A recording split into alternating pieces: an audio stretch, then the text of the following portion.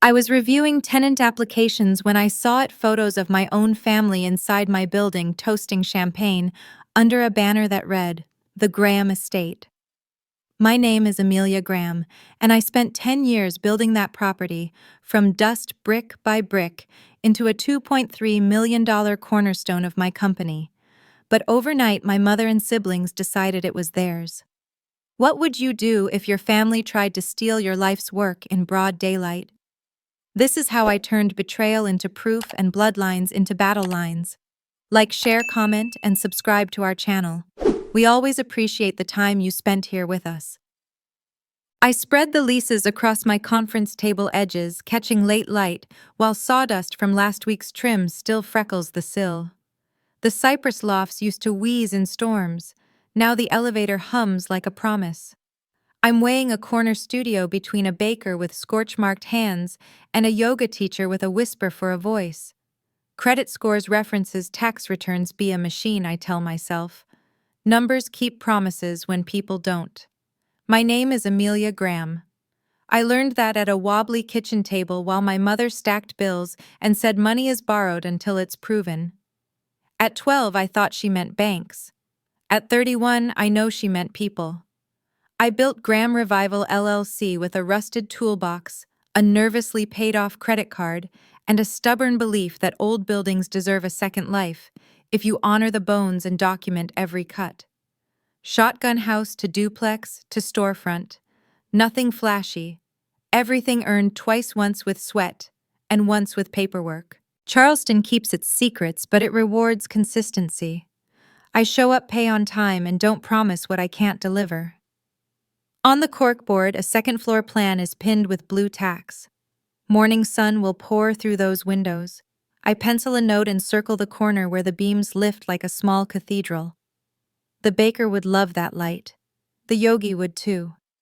I set their applications side by side and listen for which heartbeat fits the building. My phone skitters across the table, buzzing. Sunday is for quiet decisions, so I ignore it and mark a note to call the HVAC tech about the faint rattle on the roof. Triple checking isn't superstition, it's survival. I grew up in rentals where paint peeled like sunburn and the heat favored the landlord's friends. When Dad left a silent closet and a note about needing space, I learned how thin a promise is unless it's notarized. Mom Patricia believes in Casserole's church and the way a neighborhood can make bills feel less lonely. She also believes families are single boats. What one person rows, all should ride. My younger brother Chase moves from job to job with the buoyancy of someone who trusts the net beneath him. Cousin Lauren lives in sepia posts and shortfalls, manifesting abundance while texting me about her car note. I don't mind bridges.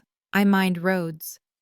The phone buzzes again 3 times, then a voicemail chime. I keep working, breathing polyurethane and pine, while gulls tilt over the harbor and the drawbridge lifts a ribbon of traffic. Tenants aren't just solvency, they're fit. Commerce as neighbor. My city taught me that. The voicemail bubbles up again. I swipe. My mother's voice is bright and breathy. Honey, you wouldn't believe the compliments at church. Everyone's saying the Cypress is a family accomplishment. So proud. We should do a little tour for relatives next weekend. Love you. I play it twice. Family accomplishment is harmless on its face, like a garden snake sunning on brick, but something inside me goes still. Years ago, she co-signed a tiny bridge loan. I repaid it with interest in 18 months and filed the amendment removing her name. We thanked each other and closed that door. Or I thought we had. I study the leases, the clean columns of rent due, on the first, the tidy percentage for common area maintenance. Structure keeps lights on, and promises met. I hear Chase at last Christmas, telling a bartender, I'm lucky that buildings fall into my lap. I hear Lauren's soft voice. You know we're all doing this together, right? As if saying it makes it true. Outside, a dad leads a toddler to the corner store. 2 teenagers carry a box fan like a treasure. The city isn't kind or cruel on purpose, it just moves. My job, keep the books clean, the boundaries clearer. I open the digital folder, purchase agreement, lien releases, invoices, waivers, engineer letters, permit sign-offs stamped in blue. Paper that remembers. The knot loosens slightly. Words can wobble a reputation faster than facts can steady it. A text lands from Boone, my general contractor, who never writes on Sundays unless a pipe bursts. You good with the tour? Then a photo from our front door, the new brass handles and the etched glass we argued over for a week. In the reflection, a cluster of people in the lobby, my mother's rounded bob, Chase's white sneakers, a banner tied to the railing. Graham family heritage. Boone's next line drops like a tool off a scaffold. Your brother walked some folks through earlier. Said it's family owned now. Wanted the roof. I told him no access without you. You close to swing by? The office goes so quiet I hear the mini fridge compressor kick on. My first thought is practical who unlocked the door. My second is drilled-in training secure the site, secure the files, call the manager. Underneath those steps is something raw and old, the 12-year-old who learned if you don't claim your space, someone else will fill it with their version. I type, don't let anyone upstairs. Lock the lobby if you have to. 5 minutes out. Because I am who I am now, I open the safe drawer and slide the folder labeled CY Ownership into my bag. The papers inside are crisp and unambiguous, the difference between a story and a deed.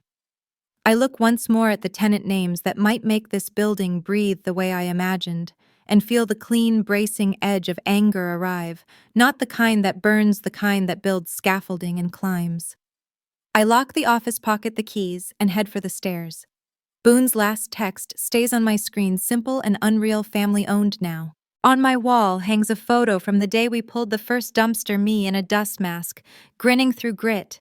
Boone throwing a thumbs up, a neighbor kid holding the broom I'd bought him for helping. It reminds me why I do this, not to win arguments at family tables, but to give old rooms another shot at usefulness, and to keep the right to decide how that happens.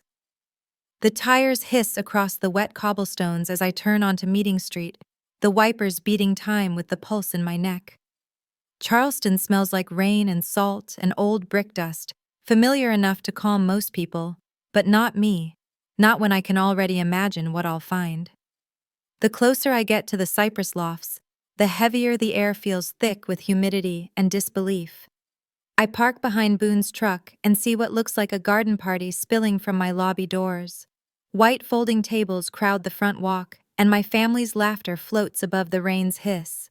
A vinyl banner droops between two columns. The Graham Family Heritage Building. Someone used my company font. Someone planned this. Inside, my marble floor is covered in damp footprints and glittering drops from champagne glasses. My mother stands near the leasing desk, radiant in coral linen, her arms stretched as though blessing a congregation. Look who finally made it, she calls when she spots me. Her tone is half delighted, half scolding, the way she used to sound when I came home from college a day late. Around her, aunts and cousins cluster with drinks, snapping photos in front of the exposed brick wall I personally sanded for 3 weeks. Mom, what is this? My voice scrapes out lower than I intend. She beams at me. A family celebration. You work too hard, honey. Everyone deserves to see what we built together. Chase turns from the elevator bank, his grin slick. Just showing the crew the 3rd floor. Perfect light for my new studio, huh? He holds up a measuring tape like a trophy. Behind him, his girlfriend is taking a selfie in the stairwell. I catch Boone's expression near the doorway, relieved to see me, but wary, like he's standing between a fuse and the fire. They were already inside when I got here, he murmurs. Said they had permission. I didn't want to make a scene. There is already a scene. On the mezzanine, my cousin Lauren is filming a slow pan of the atrium, her voice syrupy for social media. Generational wealth in action, y'all. The champagne bubbles in my mother's glass flash like tiny mirrors. You remember that loan we did years ago? She says brightly, as if continuing a pleasant conversation. Technically, I'm still listed as partner. So we're making it official, a family trust. Chase and Lauren will handle renovations upstairs. The penthouse will be a shared space for events. Isn't that wonderful? I blink hard. You're trespassing, Mom. Her smile falters just enough to show the edge beneath it. Don't be dramatic. You always said this was for all of us. I said I wanted the family to be proud, not move in. From the corner, an aunt whispers, "She's always been touchy about sharing." The words hit like gnats, small constant stings. I keep my voice even. "You need to leave, all of you. This building is private property owned by Graham Revival LLC. No one besides registered tenants or staff should be here." My brother's laugh cuts through the hush. "Hear that our big developer sister thinks she can throw us out of our own place. It's not your place." I cross to the reception desk and pull up the access log on my tablet. "Boone, lock the upper floors, please." Patricia steps closer, lowering her voice. "You don't have to do this in front of everyone. You can still make it right. Let your family have a piece of something good. After all I've sacrificed." "Stop." The word lands sharper than I expect. "You co-signed one loan for me. I paid you back with interest. You were removed from every document years ago." Her chin lifts. "And yet my name is still on file at the bank. The teller called me last week to confirm a payment. They said I'm listed as a managing member." A jolt runs through me. "That's impossible." She shrugs, eyes glittering with a satisfaction that doesn't need to speak. "Banks make mistakes. Or maybe you just forgot to file something. Either way, we'll sort it out soon." I feel the shift in the room, the quiet thrill that runs through bystanders when they sense blood in the water. Lauren's phone camera lingers on my face. I turn away, pulse hammering, and look at the walls I restored myself, the ones they now claim as birthright. Every brick feels like a witness. "Everyone out," I say. "Now." No one moves until I step to the front doors and pull them open. The rain lashes sideways, dampening the edge of the banner. "Party's over," I repeat. Boone joins me, silent and solid, and slowly the crowd begins to break apart. Aunts gather purses, uncles mutter about misunderstandings, cousins roll their eyes. Chase lingers longest, pocketing his tape measure. "You'll regret humiliating Mom like this." Maybe I say, but not today. When the lobby finally empties, the air smells of wet carpet and leftover perfume. Patricia stands alone in the doorway, her smile gone to marble. "You think ownership makes you grown," she says softly. "It just makes you lonely." Then she steps into the rain. I lock the doors behind her, every click loud as thunder. Boone exhales. "You okay?" "I don't know yet." He looks at the banner sagging between the columns. "Want me to take that down?" "Leave it," I say. "I want to remember how it looked when they decided it was theirs." By the time I drive back to my office, twilight is pressing down, the city lights smearing across the windshield.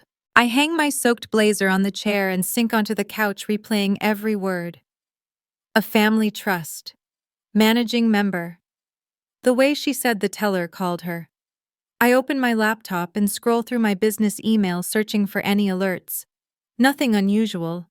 My mind starts to ease until a new notification slides across the corner of the screen. Subject line: Request received. Change of managing member for Graham Revival, LLC. Filed electronically. Submitted today. I open the attachment, breath clamped in my chest. The form lists Patricia Graham as primary managing member and Chase Graham as secondary. My own name appears below, marked pending verification. The signature line bears my digital signature, a perfect forgery.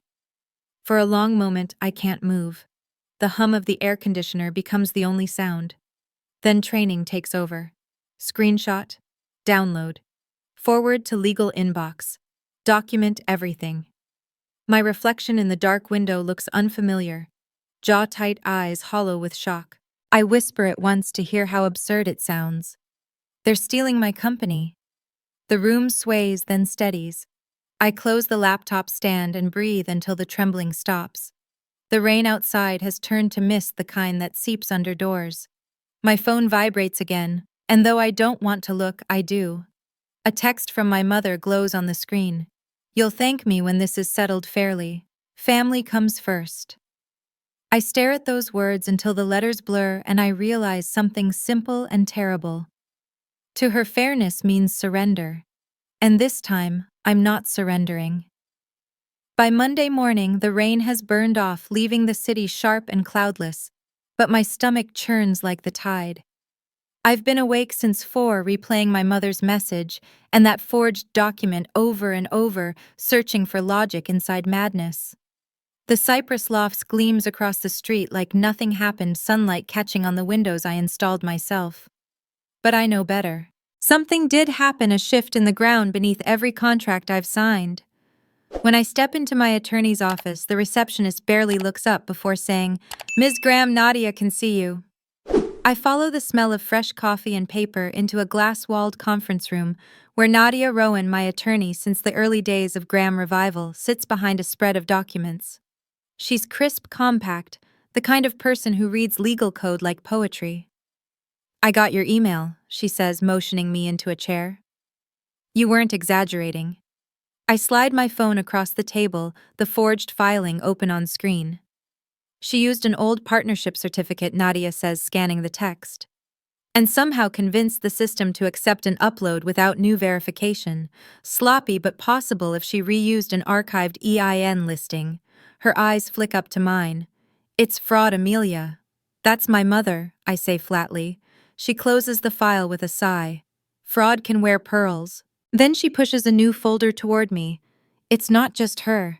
Your brother and cousin filed affidavits with the county claiming they're co-owners who contributed material and labor toward the building." My throat goes dry. They've never lifted a hammer in their lives. Doesn't matter what's true. They just need to create enough noise to trigger a review. "The bank has already flagged your business line of credit. It's frozen pending ownership clarification." I grip the arms of the chair. "That's my entire renovation budget." Nadia nods, tone measured. "We'll fight it. But while this plays out, everything is stalled: contractors, invoices, payroll. You need to prepare for questions from investors." The word investors feels like a bruise pressed twice. Graham Revival's reputation rests on precision and transparency. If the community smells instability, the projects collapse before we even break ground. I try to breathe, but it comes shallow. How far can she push this? "Pretty far if we let her," Nadia says. "She's claiming an implied partnership, that you built this business using family support and never formalized ownership boundaries. Judges hate messy family paper trails. They'll want documentation." "I have it," I say. "Every receipt, every amendment, every loan payoff." "Good," she replies, writing quickly. "Bring them all. And we'll need affidavits from your lenders verifying repayment." This kind of dispute spreads fast. We have to control the narrative. "Meaning PR," I say. "Meaning survival," she answers. I leave with a list of action items long enough to crush the afternoon, retrieve archived filings, contact the accountant, pull the notary records. The sunlight outside feels too bright, cruel even. Across the street, workers hang string lights along the cypress's facade for the ribbon-cutting ceremony that now might never happen. Boone nods to me through the glass, but I can't bring myself to smile back. At the corner cafe, I order coffee, I won't drink, and open my laptop. A headline catches my eye on the community business blog, "The Graham Family's Next Legacy Developing Together." There's a photo of my mother and Chase standing in front of the cypress, smiling like politicians, captioned, "A joint family effort to restore local heritage." The article lists them as co-founders of Graham Revival LLC. I feel the ground tilt again. I call Nadia immediately. "They're already spinning it publicly," I say. "I'm not surprised," she replies.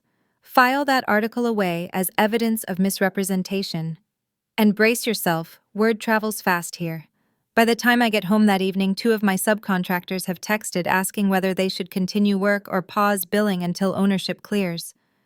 My stomach drops at the phrase. Ownership clears, as if my life's work were some fog waiting for someone else's approval. I pour a glass of water and stand by the window, staring at the marsh where the light dies slow and orange.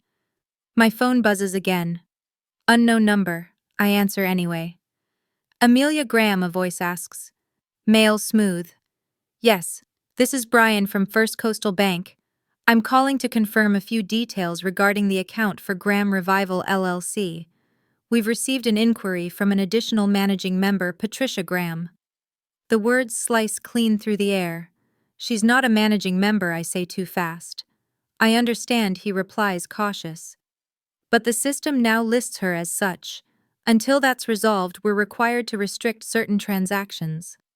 When I hang up, the glass of water trembles in my hand. My phone lights with another message from Chase. You should have included us when you had the chance. Family doesn't like being shut out. It's not a threat, but it might as well be. That night, I sit at my kitchen counter surrounded by manila folders, bank statements, signed contracts, repayment confirmations, my entire professional history compressed into paper.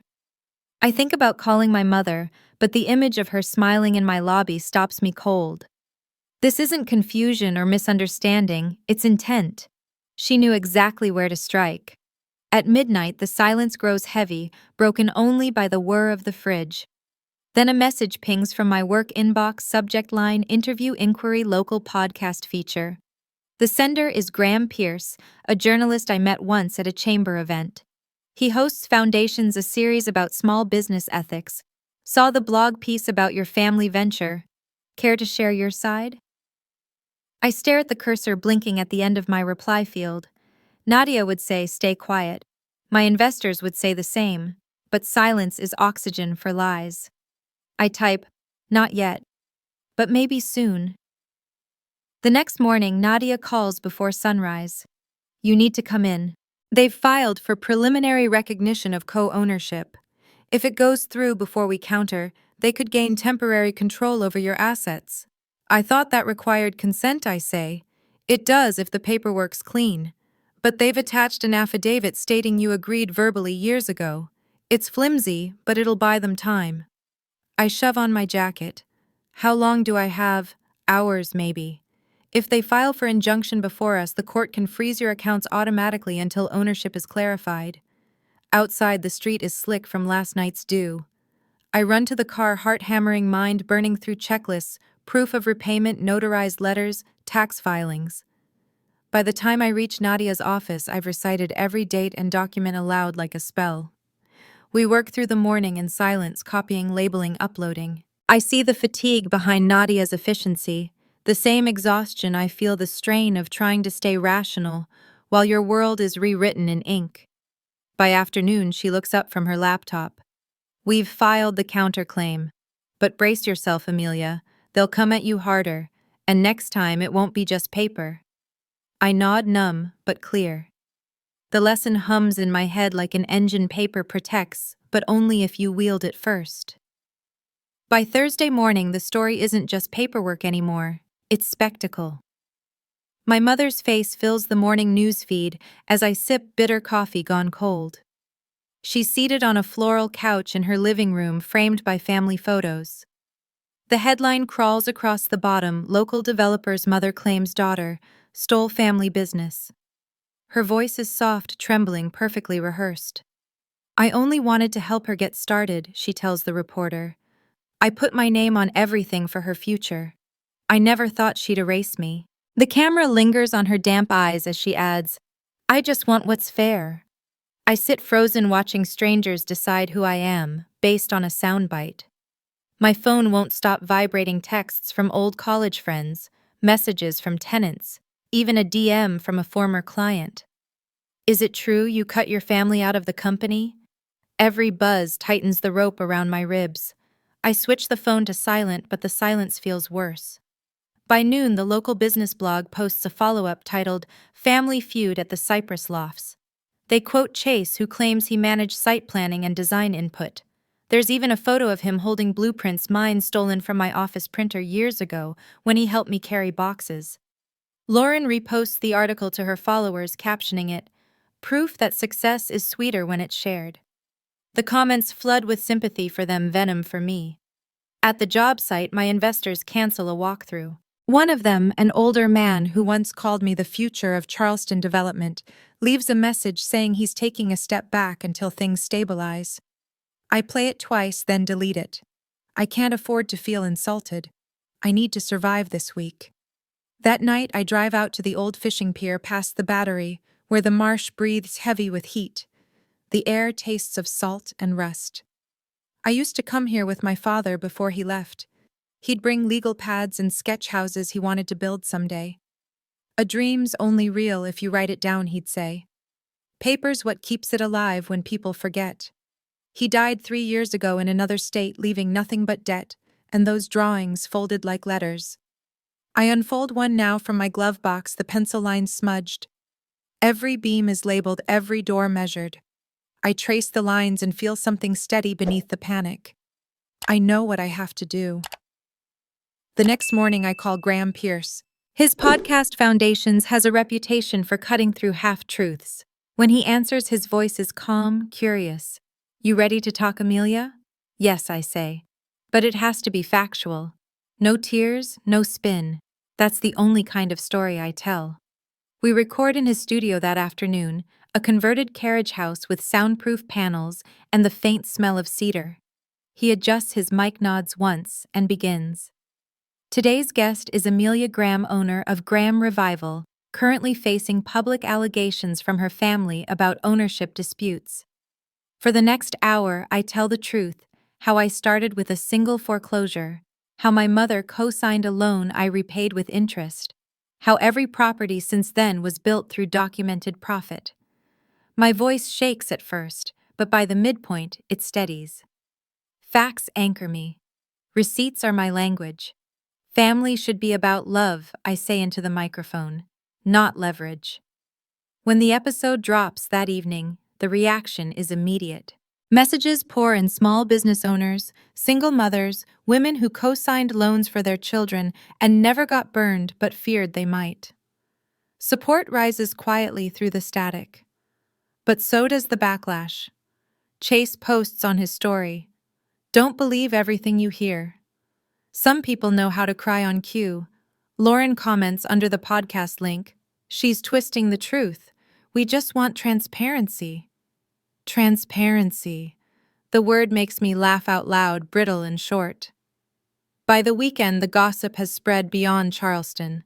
A Savannah paper runs a piece titled, "Daughter versus Mother When Business Tears Bloodlines Apart."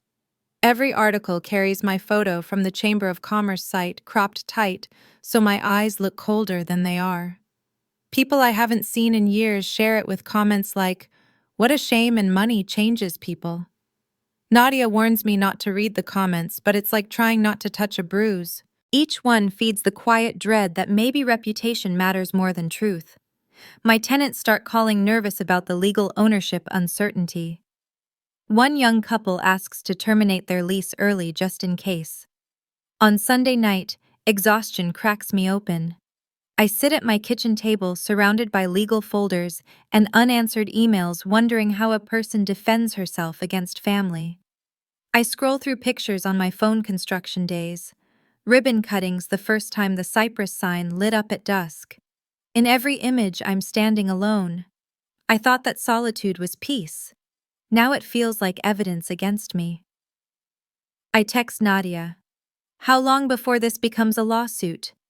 She replies immediately, "They're building toward it. We'll be ready." The words sit there like steel. The next morning, I arrive at the Cypress early to reset my mind, but the quiet I crave has been replaced by the murmur of strangers. A news van is parked across the street, its satellite dish aimed skyward.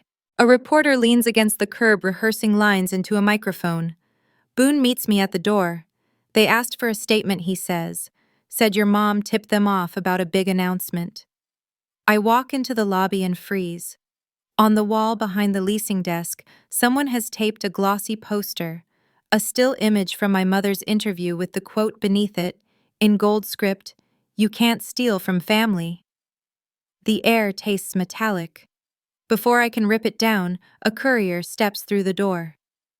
"Delivery for Ms. Graham," he says, handing me a thick envelope. The return address makes my hands go numb: Rowan and Ames Law Group.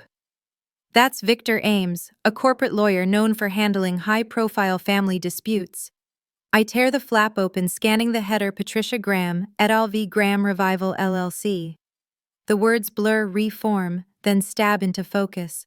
They've filed. The first page lists alleged partnership, unjust enrichment, and constructive trust. Attached are copies of the old partnership certificate, the loan record photos from their so-called family celebration. Boone watches my face. Bad it's war, I say quietly.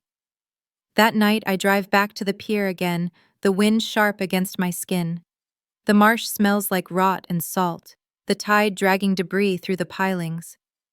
I think about my father's drawings, about the lines he used to say could hold weight if drawn straight enough.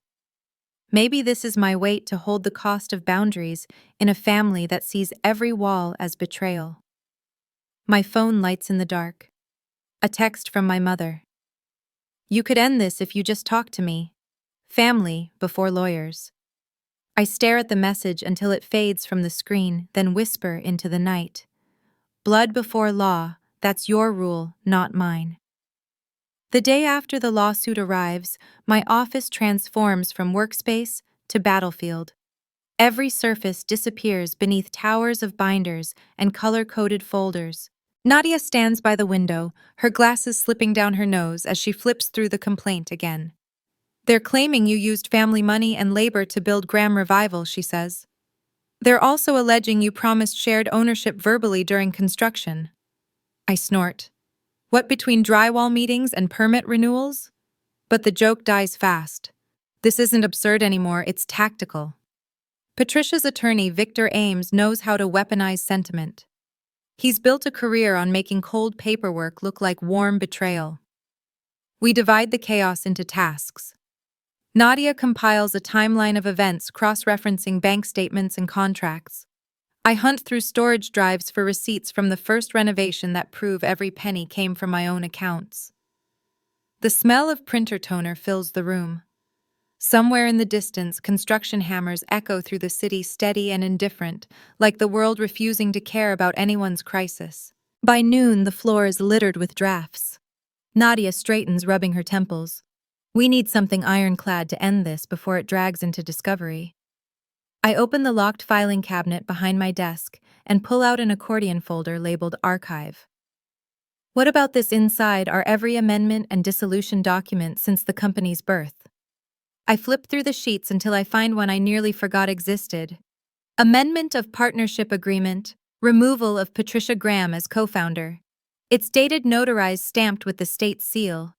This was filed 2 years after she co-signed that first loan, I say. It's the only paper that truly severs her from the company. Nadia's eyes sharpen. And you have the filing receipt, I nod and slide it across the table. Then that's our sword. We photograph every page, backing up files on encrypted drives. The rest of the day dissolves into strategy talk angles, witnesses, expert affidavits. My phone buzzes with new messages, all ignored. Chase posts on social media again, hinting that I'm lawyering up instead of making peace. The comments section overflows with strangers calling me ungrateful, greedy, soulless. I try to tell myself the words are wind, but they still sting.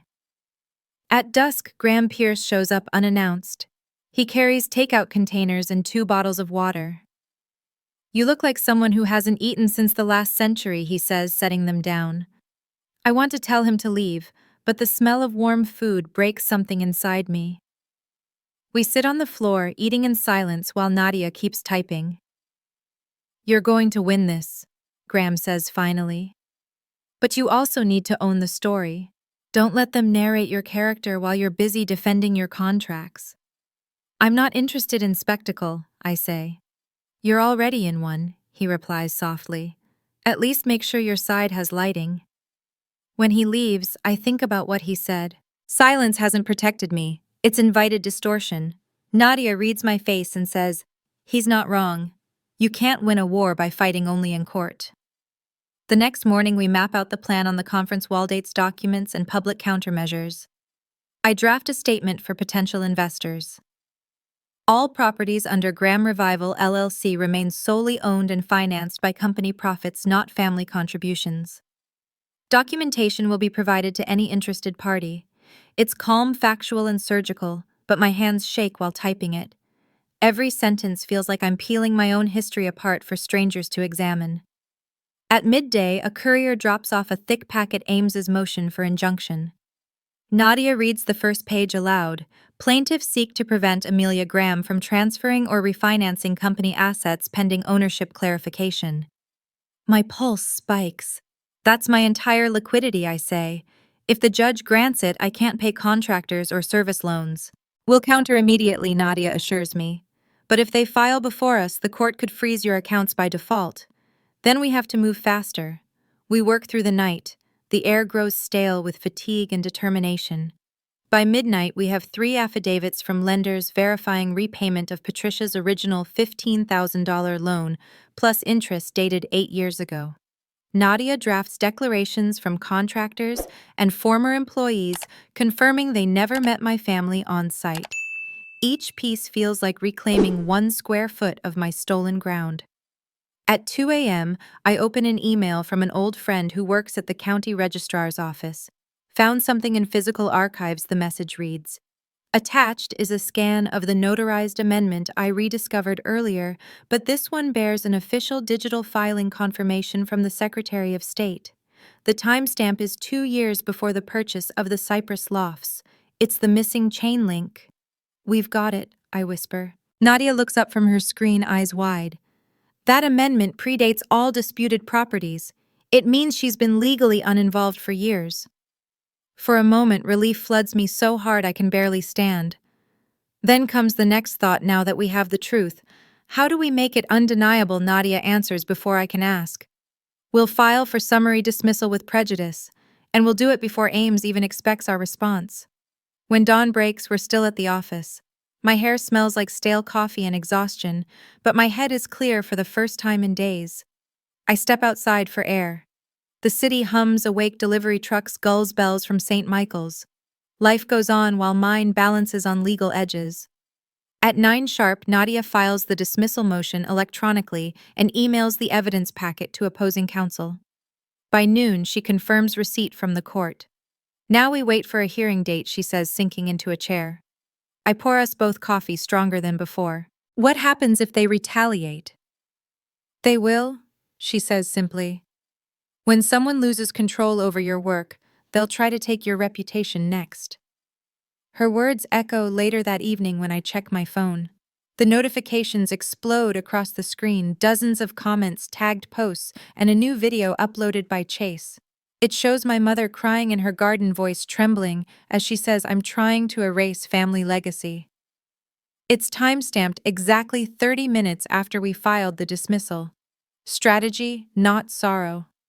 Nadia watches over my shoulder. They're escalating.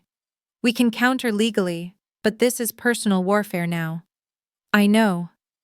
I close the app and set the phone face down. Then it's time I stopped defending and started exposing. She raises an eyebrow. Expose what? The full history documents, dates, signatures, everything. If they want a public story, they'll get the truth word for word. Nadia studies me for a moment, then nods slowly. If you're sure, it'll be messy. I'm already living in the mess, I say. It's time to build the foundation again, this time on bedrock. That night, I clear the conference table, stack every verified document in order, and press my palms flat against them. This isn't just about protecting property anymore, it's about protecting the right to exist without permission. The family tried to reclaim me as their asset. Now they'll see what happens when the asset fights back. The courthouse smells faintly of polish and old paper, the kind of sterile calm that hides sharp edges. Reporters cluster near the doors, murmuring about the family developer case, as though we're a reality show.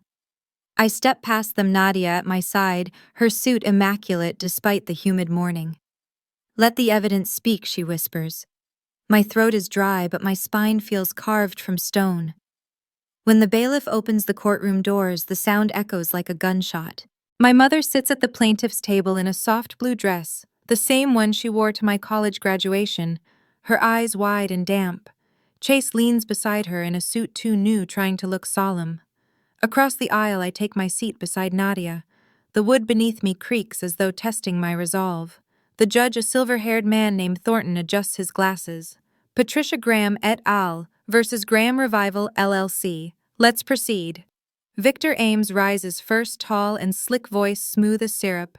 Your Honor, this case is about betrayal. A mother who invested her life savings, her labor, her reputation into helping her daughter succeed, only to be erased once success arrived. He gestures toward my mother, who dabs at her eyes with a tissue. Mrs. Graham co-founded Graham Revival, co-signed its first loan, and contributed funds and moral guidance. Now she simply asks for recognition of her rightful ownership. He hands the clerk a folder and projects images onto the courtroom screen.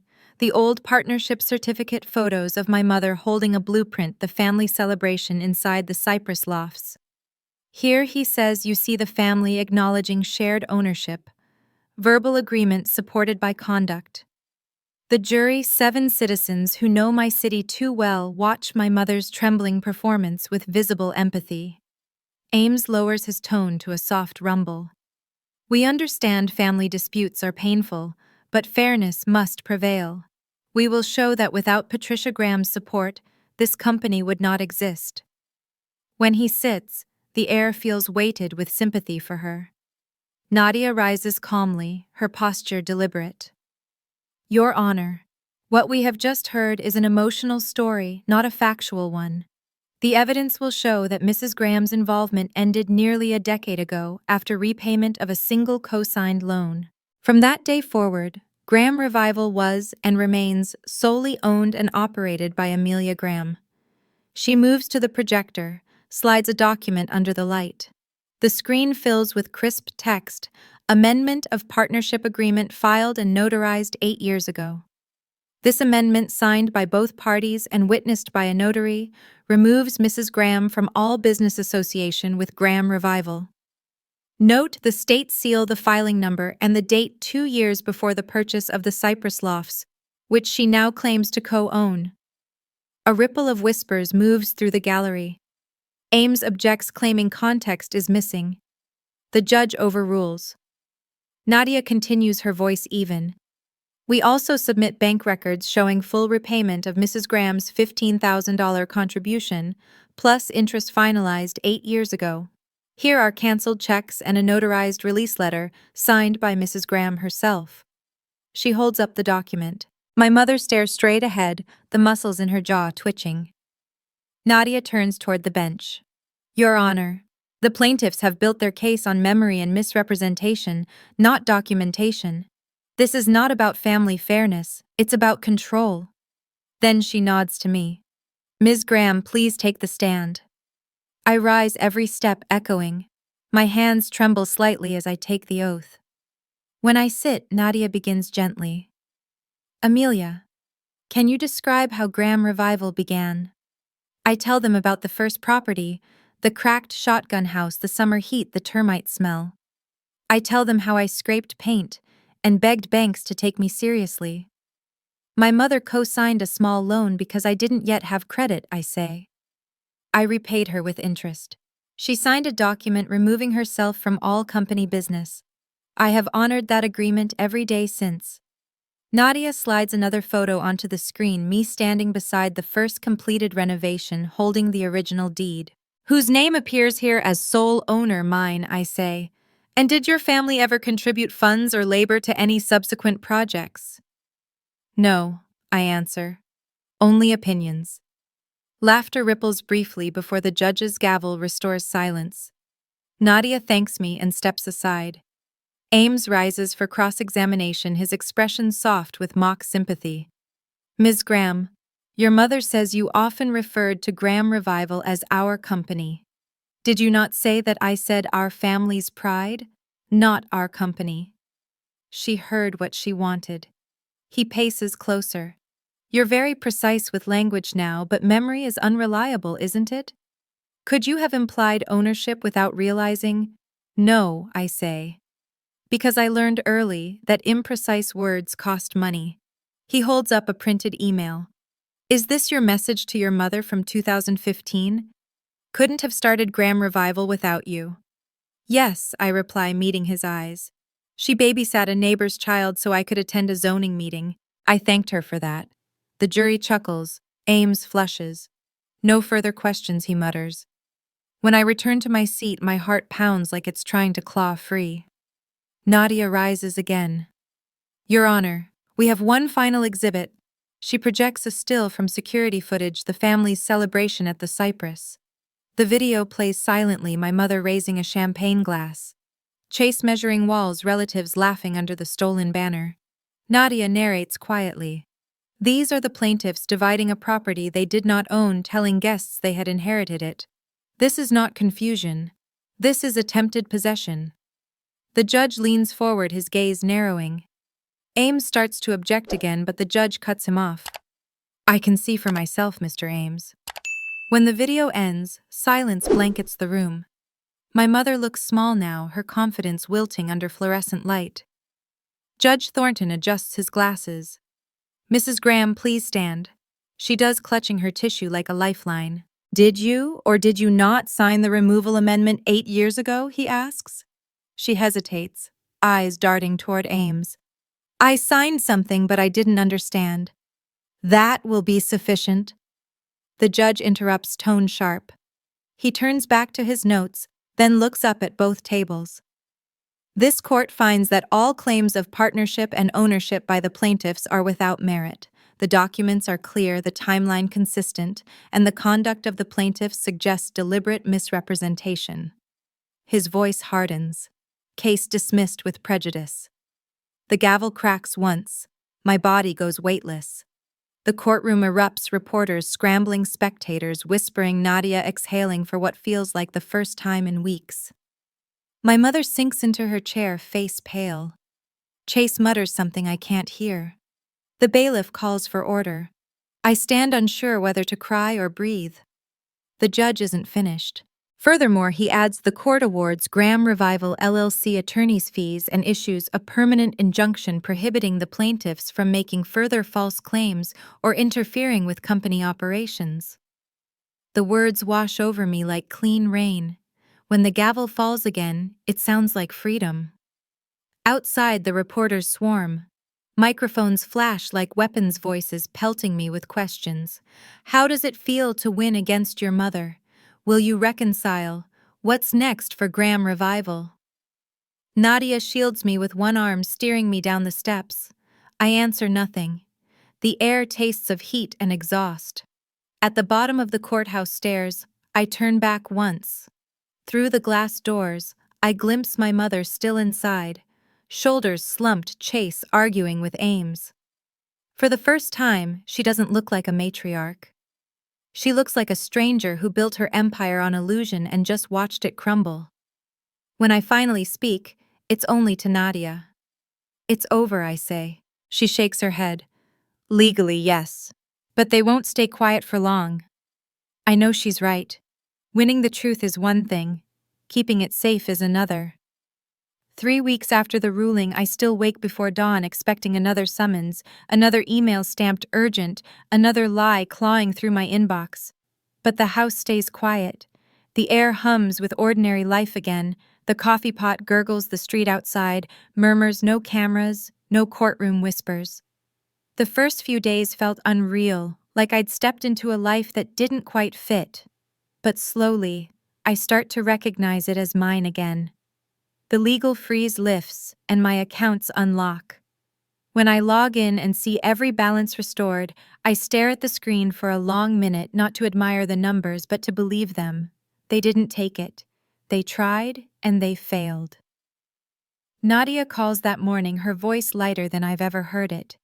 Congratulations, Amelia. It's official, the injunction stands. They can't touch you or the company again. I thank her, but she knows it's not joy I'm feeling. It's exhaustion, the kind that seeps into your bones. Get some rest, she says, and remember you earned the right to keep what you built. That afternoon, I visit the Cypress Lofts. The building feels different now, its walls no longer vibrating with accusation. Workers are back finishing the final touches on the top floor. Boone meets me in the lobby holding new security keycards. Fresh system, he says. Each card's registered with biometrics. No one's getting in without your say. I take the card, running my thumb along its edge. Good, I tell him. Let's make sure we never confuse access with ownership again. He grins, but his eyes stay gentle. You did good, boss. The next week unfolds like someone hit rewind on my life, but cleaner. Contractors call for approvals instead of gossip. Investors return my emails with warm professionalism. A few even send private notes of admiration. You handled yourself with grace under fire. Grace, I think, is just what you call survival when you win. News trickles in about the others.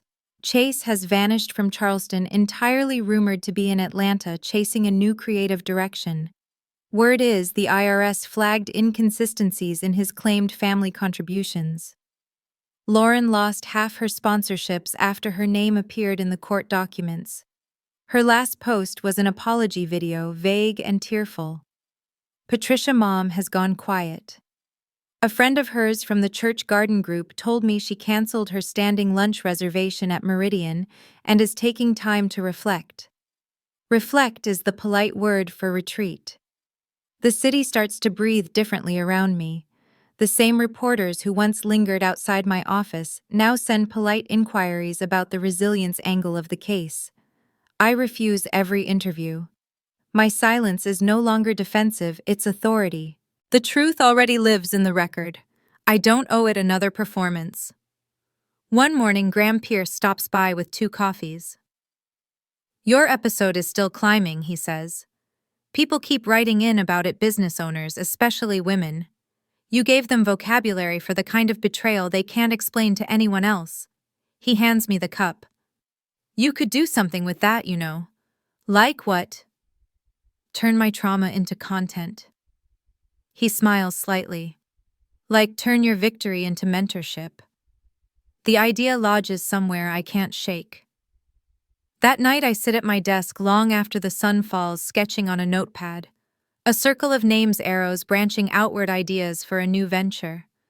The Boundary Collective. A space for women entrepreneurs to access legal literacy mentorship and funding to avoid the traps I fell into.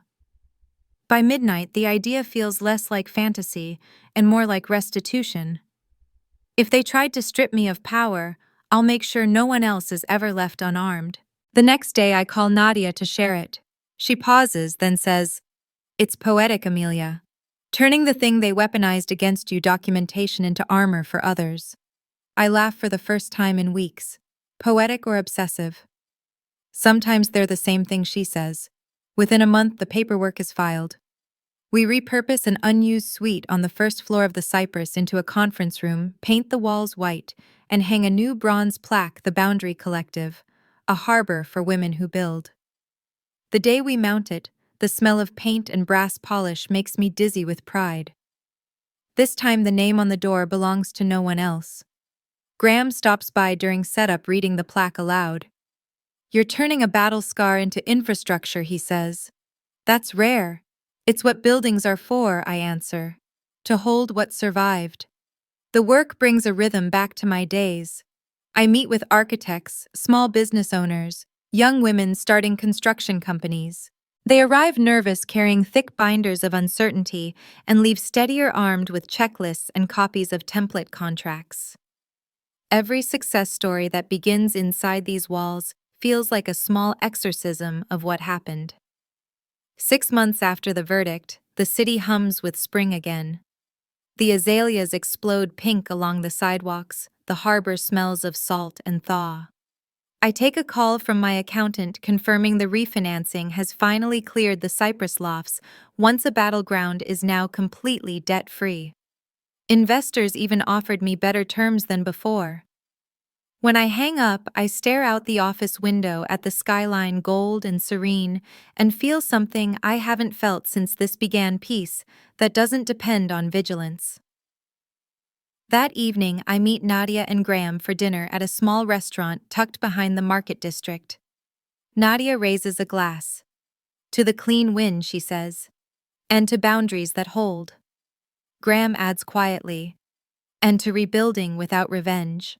I smile, not disagreeing, but not confirming. Revenge isn't the word for what I've done, it's reclamation. The kind that doesn't shout, it just endures. After dinner, I walk alone back to the Cypress. The streets glisten under lamplight, rain threatening again. Inside, the lobby smells faintly of lemon oil and new beginnings. I glance up at the bronze plaque on the elevator wall, Graham Revival LLC, and underneath it smaller letters, Founder Amelia Graham. The letters catch the light, steady and unapologetic.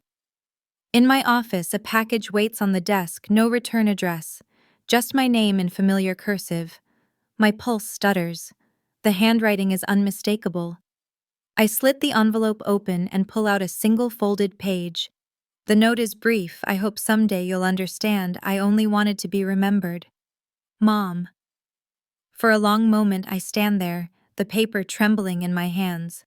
Part of me wants to read it again, searching for remorse, for explanation, but I don't. I fold it once and place it inside the safe with the other documents that saved me. It belongs among the proof, not because it clears her, but because it proves how deep the delusion went. When I lock the safe, a strange calm settles over me. She can't reach me anymore, not through law, not through guilt, not even through memory. The war didn't end with punishment. It ended with clarity. Boundaries don't destroy love, they define it. I turn off the office light, and the glass door reflects my silhouette against the city's glow. For the first time, I see not the woman they tried to claim, but the woman who refused to be owned. 6 months later, the morning sun hits Charleston like a benediction. From the rooftop of the Cypress Lofts, I can see the city gleaming church spires, catching light, the harbor glittering beyond rows of pastel houses. The scaffolding is gone, the lawsuits are old news, and for the first time in years, the air doesn't taste like fear. Down below, a small crowd is gathering for the grand opening of Cypress Commons, my newest project, a co-op workspace for small women-led startups. The hum of voices carries up to me, a blend of excitement and disbelief that this place, once nearly stolen from me, is now alive with opportunity. When I step inside, the building feels different, not reclaimed, but reborn. The walls shine in warm ivory, and sunlight floods the atrium where a bronze plaque reads, Cypress Commons, a project of the Boundary Collective. It feels strange knowing this space will host other people's dreams instead of my battles. I spent months rebuilding after the verdict, not just repairing damage, but redesigning everything to carry meaning. Every lease now includes a clause on ownership literacy because no one should sign away power without knowing it. Guests fill the lobby, shaking hands, exchanging business cards. I recognize faces from the mentorship program, a baker who started her own catering service, a contractor who fought off her ex-partner's false claims, a college student who just got funding for her first design studio. Their voices rise like a choir of possibility. As I move through the crowd, Pastor Tate approaches, his weathered smile steady. Child, he says, taking my hands, this building's got good bones now, but it's the spirit inside it that'll keep it standing. I laugh softly. That spirit cost me almost everything. He nods. And gave you everything that matters. Boundaries aren't walls, they're foundations. You just learn to pour them right. When he leaves, Graham Pierce takes his place beside me, camera in hand. He's recording a segment for his podcast, a follow-up called The Paper Walls Case Where She Is Now. You sure about this, he asks. You told me last time you'd never sit for another interview. This one's different, I say. It's not about defense anymore. It's about what came after. He smiles and signals the crew. Rolling. The camera light blinks red. I inhale once steady. 6 months ago I begin. I walked into a courtroom to defend my right to exist in my own name. I thought winning would mean closure, but what I learned is that survival is only the first step. The real work starts when you decide what kind of person you'll be after the fire.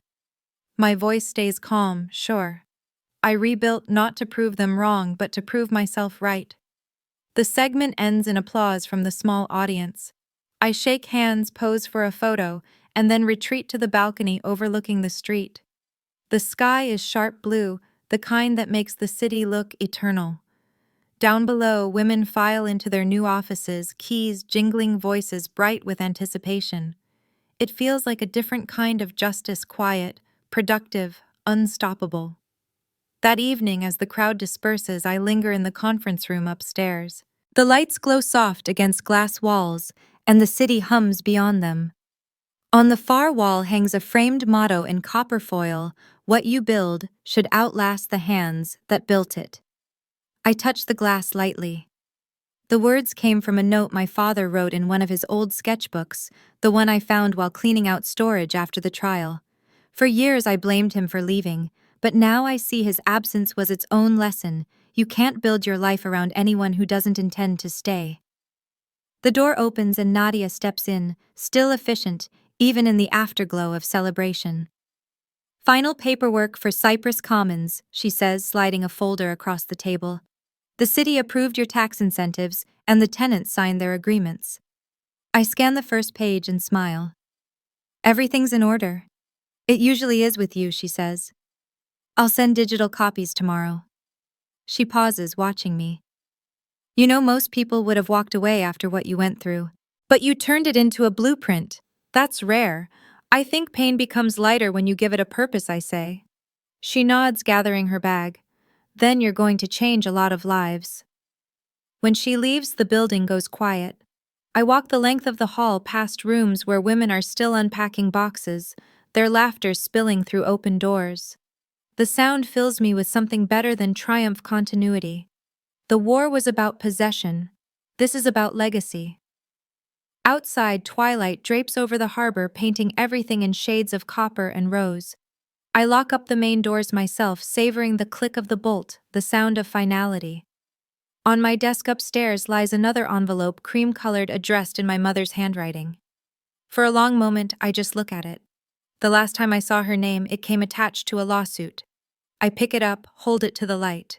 The paper is thin enough that I can make out a single line written near the top: "I hope you find peace in the empire you built." The tone isn't cruel, just distant. I fold it without reading the rest, and slip it into the same safe where I keep the deed, the contracts, and the court ruling. Some letters don't deserve answers. They deserve containment. When I close the safe, the reflection in the glass door catches my eye. The woman standing there is not the one who started all this. Her shoulders are square, her face unguarded, her eyes no longer waiting for permission. I think of all the versions of myself that existed before: the hopeful daughter, the scared developer, the defendant, the survivor. They all built this one, the owner. I turn off the lights and step into the corridor. The bronze plaque outside the elevator gleams under the security light: "Boundaries build empires." Claire suggested that phrase for the mentorship fund months ago, and now it feels like truth carved in metal. Every rule, every contract, every refusal to yield it all became architecture. Downstairs, the street smells of rain on warm brick. Across the way, a couple unlocks their new storefront, laughing as they carry in boxes. A busker plays guitar near the corner, his song drifting through the humid air. I pause under the awning, listening. The city moves on, but it's different now, not hostile, not indifferent. It feels like a place that finally knows my name. Tomorrow, I'll meet with architects to plan the next acquisition: an old textile warehouse by the river. After that, I'll host the first Boundary Collective Mentorship Roundtable, helping other women learn what contracts can protect and what they can't. My life isn't about revenge anymore. It's about resilience multiplied. As I head toward my car, the lights of Cypress Commons blaze behind me, reflected in every wet surface like a constellation. I don't look back for reassurance, I look forward, because the past finally stays where it belongs. What they tried to take became the very thing that taught me how to build without fear. Ownership, I've learned, isn't just about property. It's about peace earned and boundaries honored. I drive away with the windows down, the city's night breeze carrying through the car. Behind me, the building stands solid, every window alive with light. It's more than a monument. It's a declaration carved into steel and glass, a reminder that what was meant to break me became the structure that will outlast us all. As Amelia closed the door to her reclaimed empire, the echoes of betrayal finally faded into quiet triumph. Her story reminds us that sometimes the hardest battles lead to the strongest foundations. If this story moved you, make sure to subscribe for more powerful family drama and revenge stories. Share your thoughts below. We read every single comment you leave. Thank you for listening. This has been a story from Revenge Hour. We'll see you next time.